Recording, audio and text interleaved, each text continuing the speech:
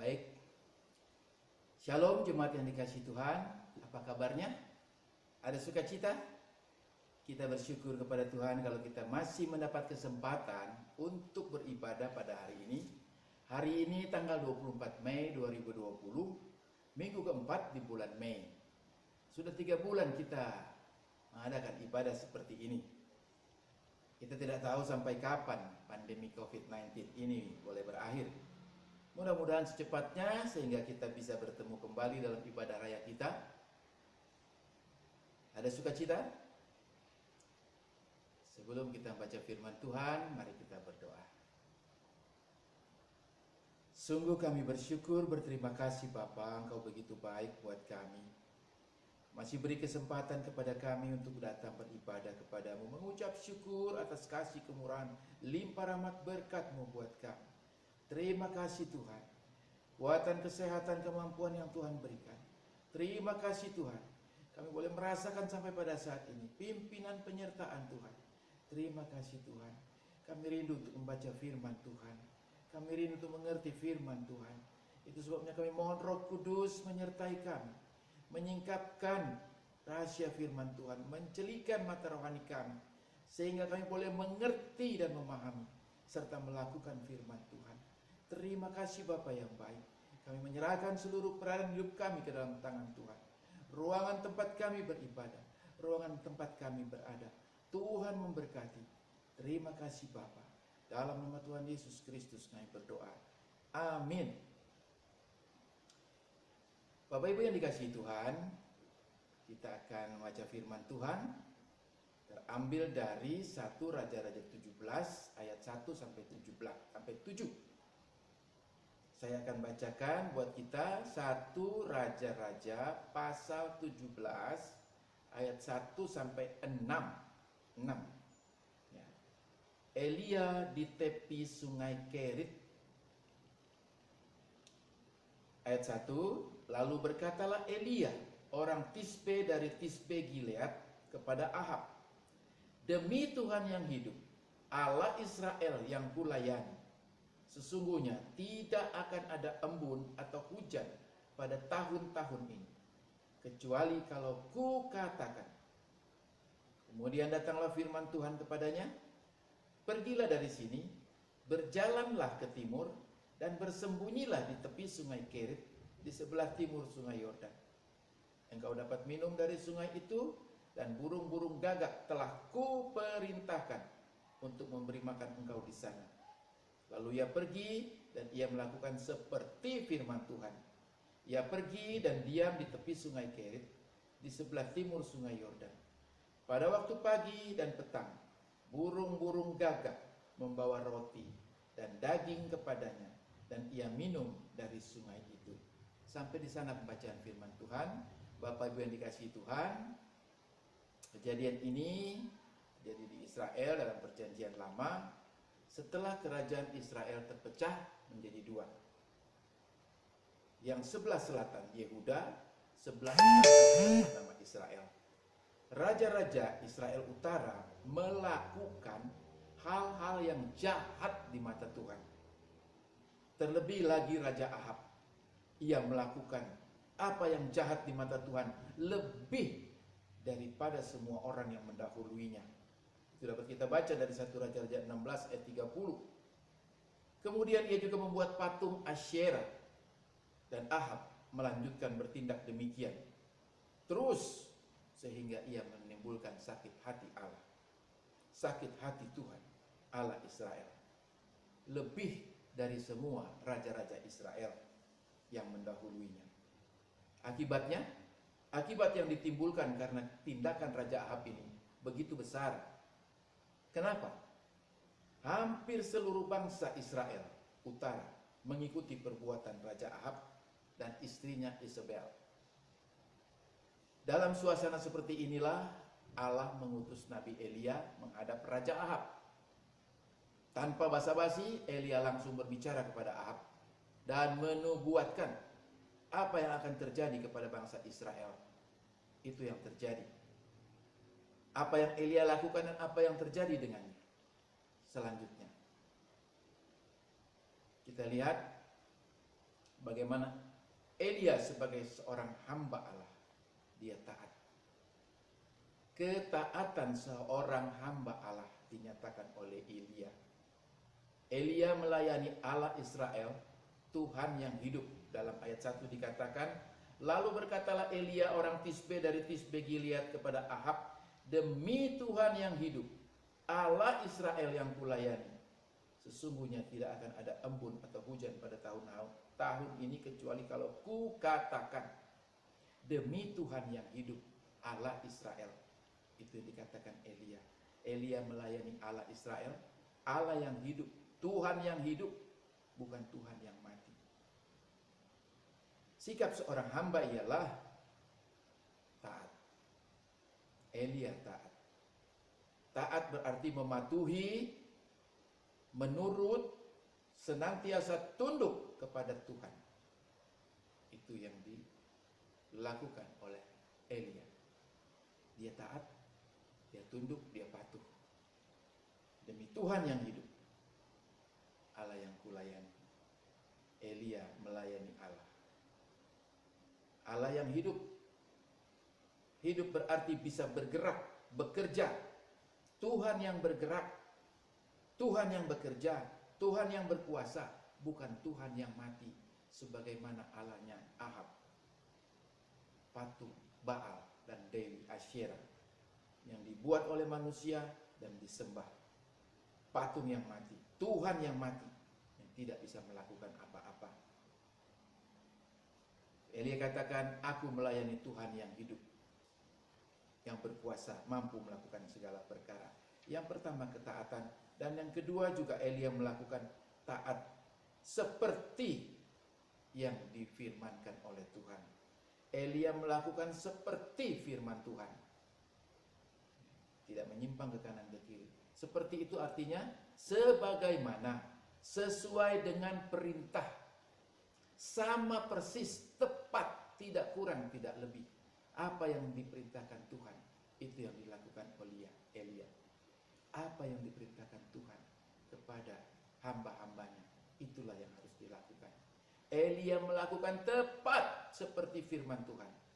Itulah sikap seorang hamba yang melayani, bukan maunya sendiri. Ya. Disuruh ke, sebagaimana Yunus disuruh ke Niniwe, dia pergi ke Yapo. Bukan seperti itu hamba yang taat, tapi sesuai seperti perintah tuannya. Apa yang dilakukan oleh Elia? Dalam ayat 5 kita lihat, lalu ia pergi dan ia melakukan seperti firman Tuhan. Ia pergi dan diam di tepi sungai Kerit, di sebelah timur sungai Yordan. Ia pergi ke timur, bersembunyi di tepi sungai Kerit, dan diam di situ. Itu yang Tuhan perintahkan. Dan Elia taat, tidak menyimpang. Suruh pergi, pergi. Sembunyi, sembunyi. Suruh diam, diam. Elia taat, tidak menyimpang. Apa yang kita lihat selanjutnya? Itu yang Allah inginkan. Apa yang dia perintahkan, itu yang kita lakukan. Jangan yang tidak diperintahkan kita lakukan. Bukan itu sikap seorang hamba. Lalu, apa yang kemudian terjadi? Apakah Allah membiarkan Elia? Apakah Allah membiarkan sendiri Elia? Tidak. Allah bertanggung jawab atas kehidupan hambanya. Ayat 4 dan 6. Apa dikatakan di sana? Engkau dapat minum dari sungai itu dan burung-burung gagak telah kuperintahkan untuk memberi makan engkau di sana. Ayat 6. Pada waktu pagi dan petang burung-burung gagak membawa roti dan daging kepadanya dan ia minum dari sungai itu. Allah mampu untuk melakukan segala sesuatu dalam memelihara kehidupan hamba-hambanya, orang-orang percaya. Allah bisa memakai burung gagak untuk membawakan roti dan daging untuk Elia 2 kali sehari, pagi dan petang. Tidak hanya sekali, 2 kali, pagi dan petang, dibawakan roti oleh burung-burung gagak. Burung-burung berarti banyak burung. Tuhan sanggup memelihara umatnya. hamba-hambanya yang percaya kepadanya. Amin. Semua masih dipelihara, dicukupi oleh Tuhan saat ini. Akhir-akhir ini ada yang menerima sembako yang dibawa oleh burung gagak? Ada? Saya di rumah juga mendapat kiriman 2 kantong plastik beras, ya mungkin sekitar 5 literan. Mungkin ada yang dapat bansos dari Jokowi. Beberapa hari lalu saya melihat ada mobil-mobil yang bertuliskan bantuan sosial Presiden Jokowi bekerja sama dengan Kementerian Sosial. Tuhan sanggup untuk memelihara umatnya. Amin. Tidak ada yang mustahil bagi Tuhan. Bapak Ibu tahu burung gagak? Itu katanya burung yang rakus, tidak mau berbagi makanan. Kalau ada makanan, maunya dihabiskan sendiri. Tapi Tuhan bisa merubah tabiat burung itu dan memakai burung itu menjadi alat Tuhan. Tuhan mampu untuk memakai siapa saja menjadi alatnya. Kita tidak tahu pandemi COVID ini kapan berakhir. Tapi yang kita tahu, Tuhan tidak meninggalkan kita hamba-hambanya yang percaya dan taat dalam melakukan perintahnya. Amin. Mari kita tetap tinggal di dalam Tuhan, melayani Tuhan dengan cara memuji Tuhan, baik pribadi, keluarga, memuji Tuhan, menyembah Tuhan, berdoa, baca Alkitab, rajin baca Alkitab, lakukan firman Tuhan. Tetap semangat, ikuti aturan pemerintah tentang protokol kesehatan yang mengatakan sekarang ini boleh mau berdamai dengan corona, bahkan dengan istilah new moral, tatanan baru, protokol baru kesehatan. Ya. Sudah mulai dibuka, umur 45 tahun sudah boleh bekerja, 45 tahun ke bawah boleh bekerja kembali. Protokol-protokol kesehatan baru akan dibuat. Tatanan baru, kita akan masuk dalam mungkin adat istiadat baru. Tidak lagi bersalaman, tidak lagi cipika-cipiki, tidak lagi dekat-dekat, harus social distancing, harus sering-sering cuci tangan, harus sering-sering pakai hand sanitizer. Tetap percaya, tingkatkan iman, dan lebih mengasihi Tuhan. Amin. Mari kita berdoa. Sungguh kami bersyukur, berterima kasih Bapa, Engkau begitu baik buat kami. Engkau tidak pernah meninggalkan kami. Engkau senantiasa menjaga, melindungi kami. Kami tahu Tuhan, saat ini ada badai pandemi, ada badai COVID-19. Tuhan, segala sesuatu boleh jadi karena seizin Tuhan. Itu sebabnya kami menyerahkan, kami berharap, kami berserah kepada Tuhan. Terus jaga, lindungi, peliharakan kami. Terus beri kami hikmat dalam menyikapi pandemi COVID ini. Ajar kami Tuhan untuk mengikuti protokol kesehatan dengan baik dan benar. Tidak main-main. Terima kasih Tuhan. Dan terlebih lagi Tuhan, ajar kami mengerti bahwa Tuhan tidak pernah meninggalkan kami. Tuhan bisa memakai segala cara untuk memelihara kami. Tuhan mampu, Tuhan sanggup. Terima kasih Tuhan. Berkati jemaat Tuhan. Berkati kami semua. Berkati kami Tuhan, tolong untuk jemaat Tuhan yang mengalami PHK atau pengurangan tenaga kerja. Tuhan tolong. Buka jalan sehingga kami jemaat Tuhan boleh mendapat pekerjaan. Boleh mendapatkan satu penghasilan untuk mencukupi keperluan-kebutuhan rumah tangga kami. Terima kasih Tuhan. Kami juga berdoa untuk anak-anak kami yang dalam studi. Tuhan memberkati. Terus berikan kepandaian. Terus berikan semangat untuk belajar. Sehingga boleh mengikuti pelajaran dengan baik. Terima kasih Bapa. Kami juga berdoa Tuhan untuk jemaat Tuhan yang mengalami sakit penyakit. Khususnya untuk Pak Ur yang saat ini masih berada di rumah sakit.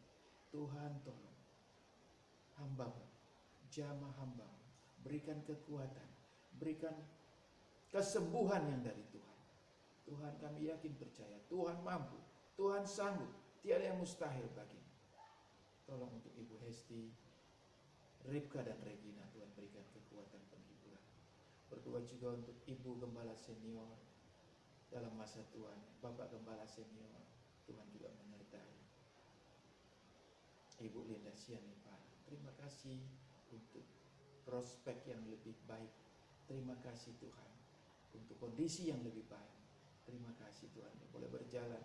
Terima kasih Tuhan juga untuk Bapak Sahala Sidabalo yang stroke. Tuhan tolong jamah, berikan kekuatan penghiburan untuknya dan terus pengharapan kepada Tuhan. Terima kasih Bapak yang menyerahkan jemaat kami menyerahkan kami semua, seluruh penduduk kami ke dalam tangan Tuhan. Berdoa untuk bangsa negara kami, untuk presiden, para menteri, seluruh jajaran pemerintah kami boleh bersatu padu dalam menghadapi COVID ini. Tuhan beri hikmat sehingga pemerintah boleh mengambil jalan yang baik, yang benar, tidak mengorbankan salah satu pihak. Tuhan, itulah kerinduan kami. Terima kasih Bapak. Ampuni kesalahan bangsa kami. Ampuni Tuhan bangsa kami. Terima kasih Tuhan, terima kasih. Kami menyerahkan perekonomian negara kami juga. Tuhan, perekonomian sedang merosot. Tuhan tolong boleh berjalan kembali. Keamanan, ketertiban bagi bangsa negara kami. Tuhan tolong. Terima kasih Bapak. Ajar kami terus hanya berharap, bersandar, berserah kepada Tuhan. Terima kasih Bapak yang baik. Berdoa juga untuk para dokter, para medis yang bekerja di garda depan untuk menangani pasien COVID. Tuhan memberkati. Mereka juga boleh, Tuhan berikan hikmat sehingga mereka juga boleh menjaga kesehatan mereka, memakai alat pelindung diri dengan baik. Terima kasih Tuhan. Kami sungguh bersyukur, berterima kasih.